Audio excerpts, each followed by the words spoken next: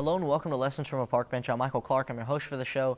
And today I want to talk to you about Moses, far from home but chosen by God. We know that in Exodus chapter 3, Moses is chosen. God tells Moses, "You are the one I want to lead my people out of bondage," in verse 10. Now we know that that's the first thing we can see is that God asks Moses, "I want you to be the one to lead my people." And then number one, we see that, so he's chosen. But number two, we see that Moses was a meek type person. He didn't think much of himself. He didn't think that he could do this. And he says in verse 11, I'm not a very good speaker, so to speak. And God tells him that I'll give you someone to speak with you. We'll send Aaron with you and you'll be able to do this. Moses is a little too meek. He thinks he can't do this. He didn't trust in God as much as he probably should have. So number one, we see that Moses is chosen by God. Number two, he's very humble. But number three, he's called. Chapter 3, verses 12 through 18 talk about how God tells Moses, you're going to be the one to do this. Now, how can we relate to this? Well, number one, we are called. We are chosen. 1 Peter 2 and verse 9 says, you are a chosen generation. So we know that we are chosen.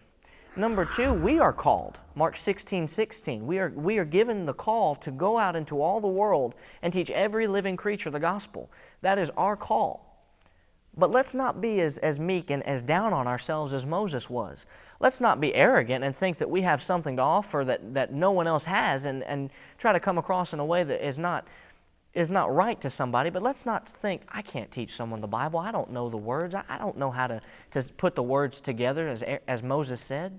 You can do great things in God's kingdom.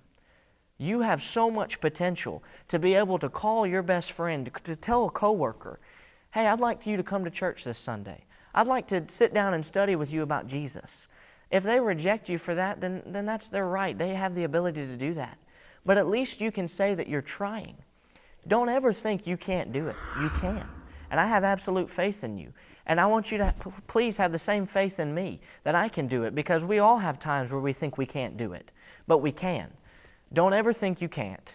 Be like Moses and be able to finally find out that you can lead people if you trust in God. I want to thank you for watching and see you next time.